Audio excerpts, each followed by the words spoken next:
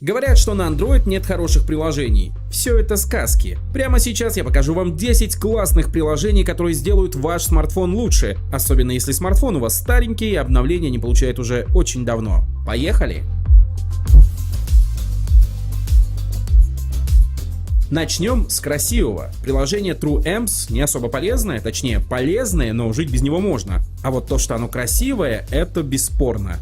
TrueAmps сигнализирует об уровне зарядки вашего смартфона, когда он, понятное дело, заряжается и заблокирован. Приложение бесплатное, но если купить Pro-версию за $1,5, то вы сможете вот так эффектно анимировать экран во время зарядки. Причем вы сможете сами настроить и цвет, и тип анимации. Но по сути есть только две самые красивые. Это Particles, то есть частицы, и Wave или волна. Вот именно Wave выглядит наиболее эффектно и как бы наполняет экран энергией. Вы можете выбрать цвет волны, установить время, когда экран будет активен, а когда нет. Можно включить все защиты от перегрева, выгорания экрана и так далее. В общем, мелочь, но очень приятная и эффектная. Кстати, ссылки на все приложения есть в описании. Если вам не нравится, как звучат ваши наушники, это не повод их выбрасывать. Может быть, вам просто нужен хороший программный эквалайзер, например, такой как Wavelet. Это очень простая программа, дающая возможность включить эквализацию под какой-то жанр музыки или приподнять низкие или высокие частоты. Или, что самое крутое, включить динамический эквалайзер под конкретно вашу модель наушников. Выбор в этом списке моделей впечатляющий, и вы вполне сможете подогнать звук под себя, просто выбрав AirPods или Galaxy Buds в настройках. Тут даже есть взрослые модели от EKG, Shure, Odyssey, Sennheiser или Beyerdynamic. Но если вам не нравится автоматический эквалайзер, вы можете выбрать один из готовых пресетов. Их тоже достаточно много, можно выделить верхние частоты, можно басы или наоборот середину и вокал. Приложение бесплатное, есть дополнительные платные функции, но вы вполне обойдетесь и без них. В Android 11 и iOS 14 появилась возможность вызвать действие по постукиванию задней крышки. Так можно вызвать, например, голосового ассистента или сделать скриншот. Но эта функция недоступна другим версиям Android. Впрочем, это больше не беда, есть новое экспериментальное приложение TapTap. Экспериментальное значит, что оно все еще на стадии альфа-тестирования, и в Play Market вы его не найдете. Но вы можете скачать его на форуме XDA по ссылке в описании. После скачивания вам надо установить приложение и дать ему разрешение на установку из браузера или YouTube, если вы этого еще не делали. А в самом приложении необходимо разрешить доступ к специальным возможностям. Все, теперь постукиванием по задней крышке у вас активируется голосовой ассистент. Или любое действие, которое вы сами назначите в приложении. Например, можно назначить скриншот или блокировку экрана. Можно назначить даже запуск любого приложения. В общем, вы точно найдете применение этой программе. Но учтите, что приложение все еще на стадии альфа-тестирования, а значит пока не очень стабильно, но попробовать ведь никто не запрещает, тем более, что это бесплатно.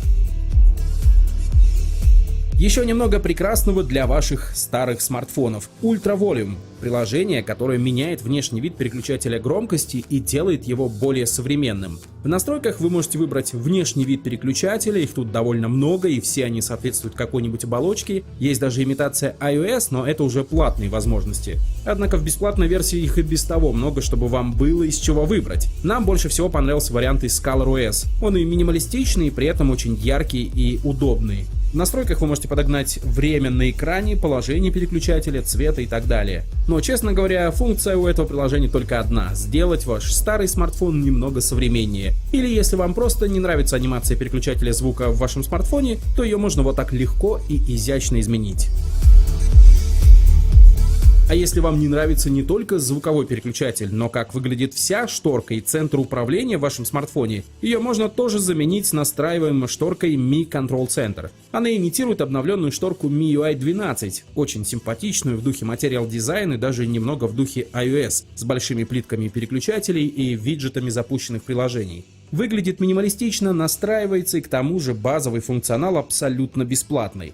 Хотите чуть больше возможностей, придется докупить Pro-версию. Но и без этого вы можете выбрать один из двух видов шторки, настроить форму иконок и цвет. И в общем выглядит все это как минимум свежо.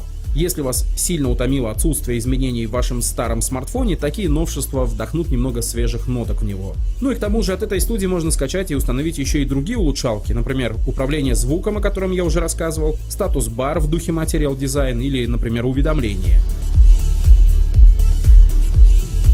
Но если тянуться к шторке вам вообще неудобно, можно эту самую шторку перенести вниз. как в iPhone SE или в других старых iPhone. Приложение Bottom Quick Settings как раз делает эту простую штуку, переносит шторку с быстрыми настройками в нижнюю часть экрана.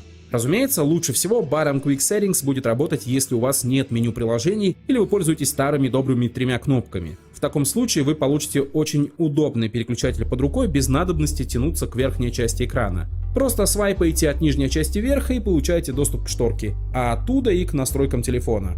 Программа бесплатная, что немаловажно, и может оказаться очень удобной для тех, кто не привык к большим дисплеям.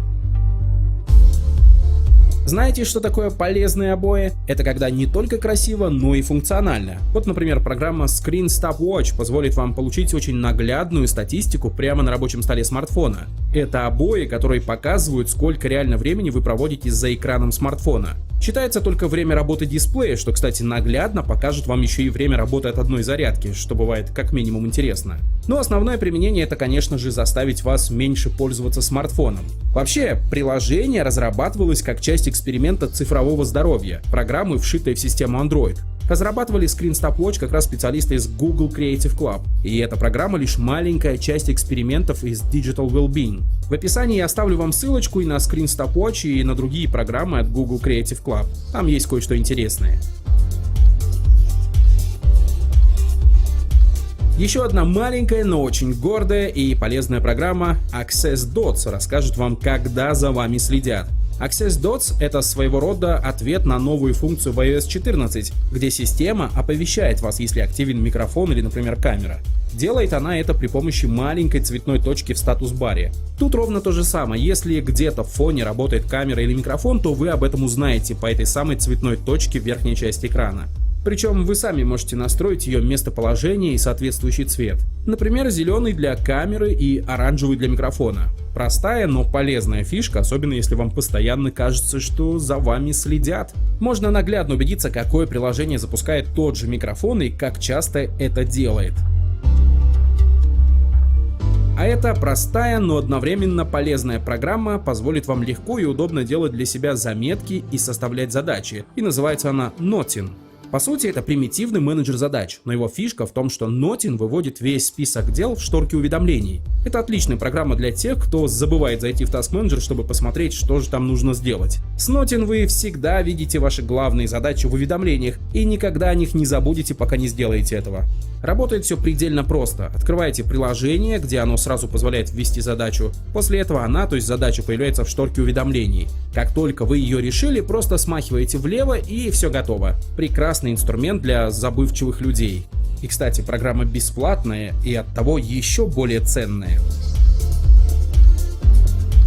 И, наконец, последнее приложение для тех, кто много переписывается в мессенджерах или в электронной почте — Typing Hero. Эта программа позволяет создать свои собственные сокращения, которые превращаются в готовые фразы. Например, у меня есть сокращение ПК, и оно превращается во фразу «Привет, как дела?».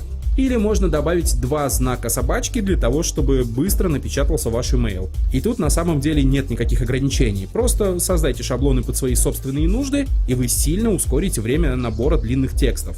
Например, если вы менеджер в какой-нибудь компании и часто вынуждены отвечать стандартной фразой, просто повесьте ее на такое сокращение и упростите свою жизнь. Штука требует небольшого привыкания, но дает плюс 100 к скорости и плюс 200 к свободному времени.